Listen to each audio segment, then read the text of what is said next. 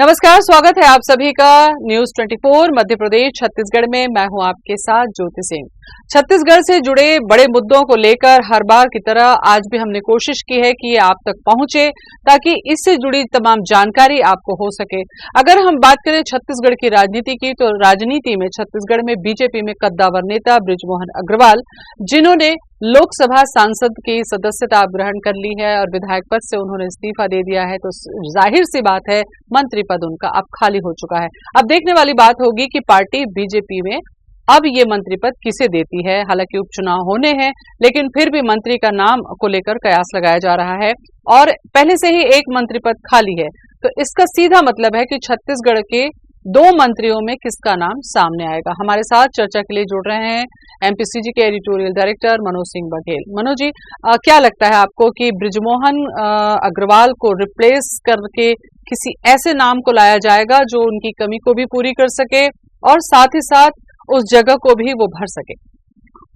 बिल्कुल ज्योति जी, देखिए, आज जैसे ही मुख्यमंत्री विष्णुदेव साय ने राजभवन जाकर राज्यपाल से मुलाकात की, तभी से ये कयास और भी लगने शुरू हो गए कि जल्द ही मंत्रिमंडल का विस्तार होगा और उसमें जो है दो जो खाली पद हैं, एक तो कुल 13 मंत्री होते हैं छत्तीसगढ़ के मंत्रिमंडल में, जिसमें एक पद पहले ही खाली रखा गया था जब शुरू में शपथ ली गई थी, और उसके बाद बृजमोहन अग्रवाल के इस्तीफे के साथ ही एक और मंत्री पद खाली हो गया। तो ऐसे दो मंत्रियों को भरा जाना है।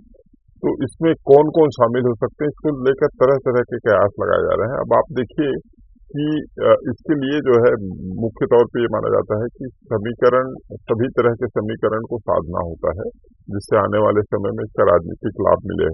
तो हम देखते हैं कि यदि क्षेत्रीय संतुलन की बात करें तो पहले ही सरगुजा संभाग से 4 मंत्री हैं, बिलासपुर संभाग से 3 मंत्री हैं, दुर्ग संभाग से 2 मंत्री हैं, रायपुर संभाग से 2 मंत्री हैं और बस्तर संभाग से केवल 1 मंत्री हैं। तो ऐसे में मुझे लगता है कि क्षेत्रीय संतुलन को यदि ध्यान दिया जाए तो एक मंत्री बस्तर संभाग से आना तय है। तो बस्तर संभाग से कौन कौन संभावित हो सकते हैं, इसमें अपन विचार करें तो बस्तर में 2 सीनियर चेहरे हैं जो पहले मंत्री रह चुके हैं। उनमें से एक विक्रम उसेंडी का नाम आता है और एक लता उसेंडी का नाम आता है। लेकिन सवाल ये उठता है कि यदि लता उसेंडी को लेते हैं तो 2 महिलाओं को मंत्रिमंडल में आज तक जगह नहीं मिली है। एक महिला मंत्री पहले ही सरगुजा संभाग से है, तो लक्ष्मी राजवाड़े हैं वहां से। तो ये यदि लता उसेंडी को शामिल करते हैं तो हो सकता है कि सरगुजा संभाग से फिर जो है एक मंत्री कम करें और जो है लता उसेंडी को बनाए। तो तमाम तरह की बातें हैं। अभी ऐसा नहीं है कि केवल 2 नए मंत्रियों को रखा जाना है।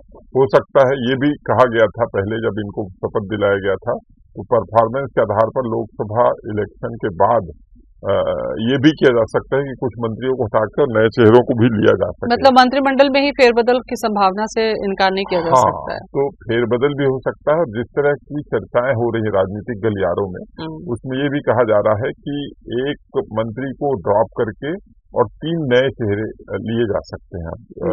ये बदले हुए परिस्थिति में बृजमोहन की सीट खाली होना और एक पहले से ही लेना, और इसके अलावा वर्तमान जो मंत्री हैं उनमें परफॉर्मेंस के आधार पर किसी एक मंत्री को ड्रॉप करके और फिर एक मंत्री और लेना। तो यदि ऐसा होता है कि लता उसेंडी को लिया जाता है तो फिर लक्ष्मी राजवाड़े को ड्रॉप किया जाएगा, और लता उसेंडी को नहीं लिया जाता है तो फिर विक्रम उसेंडी एक मजबूत दावेदार हो सकते हैं। इसके अलावा जो आईएएस पद से वॉलेंट्री रिटायरमेंट लिए थे नीलकंठ टेकाम, जिनकी केशकाल विधानसभा सीट है, तो उनका नाम एक स्वाभाविक तौर पर आता है। अब एक तो ये हो गया बस्तर संभाग की बात। दूसरा हम देखें रायपुर संभाग से, क्योंकि बृजमोहन अग्रवाल का इस्तीफा हुआ है और रायपुर संभाग से बृजमोहन के बाद अब केवल एक मंत्री रह जाते हैं, टंकराम वर्मा। तो ऐसी स्थिति में रायपुर संभाग को प्रतिनिधित्व दिया जाना जरूरी है कि एक मंत्री और बनाए जाएंगे। तो ऐसी स्थिति में रायपुर संभाग से फिर दावेदार होते हैं अजय चंद्राकर, जो पूर्व में 3 बार मंत्री रह चुके हैं। उनका नाम आता है। इसके अलावा रायपुर प्रॉपर में ही देखें तो राजेश मूणत, उनके नाम की काफी चर्चा हो रही है, क्योंकि रायपुर प्रॉपर से मंत्री बनाने की परंपरा रही। डॉक्टर रमन सिंह के समय हम देखते थे कि दोनों, बृजमोहन अग्रवाल भी और राजेश मूणत, 2 मंत्री रायपुर से प्रॉपर से होते थे। तो इस बात की संभावना ज्यादा नजर आती है कि रायपुर से राजेश मूणत को ले लें। हालांकि जिस तरह से जातीय राजनीति चल रही है उसको देखते हुए ये थोड़ा सा कठिन बिल्कुल, जरूर यही लगता है। यही एक सवाल मैं आपसे पूछना चाह रही थी मनोज जी, उसके बाद इसको आप आगे बढ़ाइए, क्योंकि क्षेत्रीय समीकरण तो साधने की कोशिश की गई है और जैसा आपने बताया कि बस्तर, सरगुजा इनको साधा गया है। अगर राजधानी रायपुर की बात करें, आपको लग रहा है कि इसमें दो कद्दावर नेता हैं। क्या ऐसा भी हो सकता है कि बीजेपी को, जो आपने देखा होगा कि उनका ट्रेंड रहा है, अचानक से कुछ एक नया सामने लेकर आने की परंपरा हमने देखी है, चाहे पिछले चुनाव में आप लोकसभा उम्मीदवारों की बात कर लें या अभी भी आप मंत्रियों के नाम देख लें। क्या आपको लगता है कि हमने जिससे सोचा नहीं है, क्या उनको भी मौका मिल सकता है, कुछ ऐसा हो सकता है? बिल्कुल बिल्कुल बिल्कुल सही कहा आपने। हमने देखा था कि जिस तरह से इस बार सत्ता पलट हुई, भूपेश बघेल की सरकार गई, उसके बाद हम जब शुरू में चर्चा करते थे कि कौन कौन मंत्री बन सकते हैं, तो स्वाभाविक तौर पे जो पुराने चेहरे हैं उन सबका नाम हम लेते थे कि राजेश मूणत भी बनेंगे, बृजमोहन भी बनेंगे, धर्मलाल कौशिक भी बनेंगे, अमर अग्रवाल भी बनेंगे, अजय चंद्राकर भी बनेंगे। इस तरह से हम जो तमाम पुराने लोगों को काट नहीं पा रहे थे और ये कह रहे थे कि इन्हीं में से मंत्री बनाए जाएंगे, लेकिन जी। हमने देखा कि सिरे से जितने पुराने चेहरे थे हाँ, सबको तो काट दिए गए, जी। है ना। कुछ एक नाम ही जो है पुराने चेहरों में लिया गया, जैसे केदार कश्यप को शामिल किया गया, बृजमोहन अग्रवाल को शामिल किया गया, तो ऐसे दयाल दास बघेल, ऐसे दो तीन चेहरे थे जिनको शामिल किया गया। बाकी पहली बार के विधायक को डिप्टी सीएम, दोनों जो डिप्टी सीएम हैं वो पहली बार के विधायक हैं। खासतौर पे विजय शर्मा को तो एकदम बिल्कुल फ्रेशर ही नया ही, मानेंगे। हाँ, हाँ, बिल्कुल नया है, क्योंकि अरुण समझिए साहब आप। एक बार सांसद रह चुके थे जी। और संसद में उन्होंने प्रतिनिधित्व किया है बिलासपुर लोकसभा का। तो इस लिहाज से सही कह रही हैं आप कि ऐसा जिस भी हो तरह से सकता अभी है। के फैसले जो भाजपा के हैं, अभी हम्म हाल के दिनों में जो फैसले ले रहे हैं, हम्म वो बड़े चौंकाने वाले फैसले होते हैं। जैसा कि आपने लोकसभा चुनाव का भी जिक्र किया कि लोकसभा चुनाव में भी उन्होंने जो सभी है टिकट बदल दी थी, सभी सारे टिकट लोगों के बदल टिकट दिए थे, काट दिए। एक दो लोग के छोड़ के, हम्म विजय बघेल और जो है संतोष पांडे, इन दो संतोष को पांडे। छोड़ के 9 जगह पर नए चेहरे दिए थे। हम्म तो इस आधार पे ये चौंकाने वाला फैसला भी हो सकता है कि क्योंकि सबको मालूम है कि जो भी तय होना है, ये हालांकि मुख्यमंत्री का विशेषाधिकार होता है, लेकिन फिर भी चूंकि भाजपा राष्ट्रीय पार्टी है, इसलिए बहुत सारी बातें दिल्ली से तय होती हैं। जी तो दिल्ली से अभी ये तय होना है कि नए चेहरे कौन होंगे। जी।